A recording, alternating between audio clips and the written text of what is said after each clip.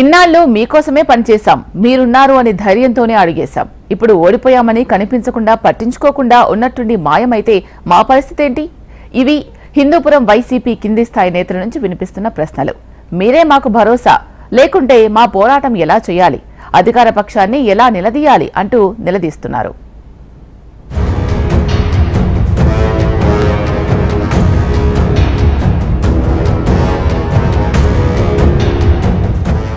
హిందూపురంలో assembly సమరం war one side అన్నట్టుగా సాగింది. అప్పటి వరకు ఆయన్ను ఓడిస్తామని శబదాలు చేసిన నేతలు బాలయ్య హ్యాట్రిక్ విజయంతో పత్తా లేకుండా పోయారు.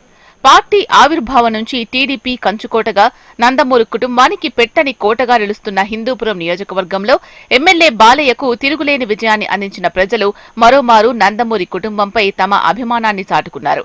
రాష్ట్రంలో పార్టీ అధికారంలోకి రావడంతో పాటు స్థానిక ఎమ్మెల్యేగా బాలకృష్ణ మరోసారి విజయం సాధించడం అక్కడి ప్రతిపక్ష వైసీపీకి ఇబ్బందిగా మారిందనే టాక్ వినిపిస్తోంది.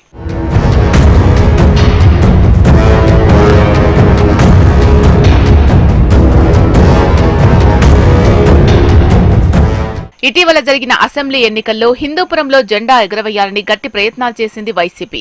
అధికారంలో ఉన్నన్నాళ్లు హిందూపురంపై ఆ పార్టీ ప్రత్యేక దృష్టి సారించింది. ఎన్నికల్లో నందమూరి బాలకృష్ణ ఓటమి లక్ష్యంగా ఆ పార్టీ అధిష్టానం ప్రత్యేక చర్యలు చేపట్టింది.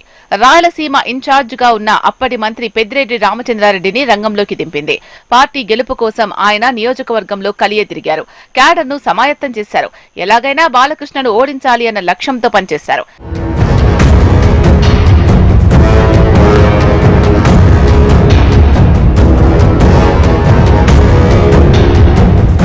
హిందూపురంలో మకాం పెట్టడమే కాకుండా ఎన్నికల ముందు అసమ్మతి నేతలను ఏకతాటిపైకి తెచ్చి ప్రచారం జోరు పెంచారు.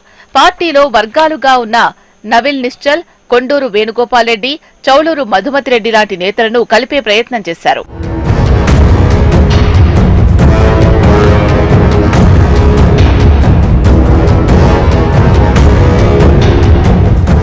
ఇక పార్టీ అభ్యర్థిగా బీసీ వర్గానికి చెందిన కురుబ దీపికను ప్రకటించింది వైసీపీ. బీసీ కార్డు పనిచేస్తుందని భావించి హిందూపురం ఎంపీ స్థానాన్ని కూడా బోయ సామాజిక వర్గానికి చెందిన శాంతమ్మకు కేటాయించారు. అయితే ముందు నుంచి వైసీపీలో కొనసాగుతున్న వర్గ విభేదాలు ఎన్నికల్లో ఆ పార్టీని దెబ్బకొట్టాయి. వైసీపీ అధికారంలోకి వచ్చినప్పటి నుంచి హిందూపురం వైసీపీ ఇన్ఛార్జిగా కొనసాగుతున్న ఇక్బాల్ అహ్మద్ ను కాదని నియోజకవర్గ ఇన్ఛార్జిగా కురుబ దీపికను నియమించడాన్ని ఆయన వర్గం వ్యతిరేకించింది. హిందూపురంలో పార్టీ పటిష్టతకు కృషి చేసిన ఇక్బాల్ పక్కన పెట్టడంతో ఎన్నికల ముందు ఆయన టీడీపీలో చేరారు.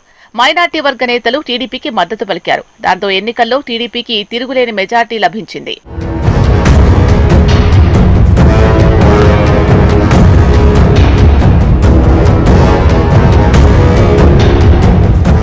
అయితే ఎన్నికల అనంతరం వైసీపీ అభ్యర్థి కురుబ దీపిక కనిపించడం లేదు అంటూ క్యాడర్ ఆందోళన వ్యక్తం చేస్తున్నారు.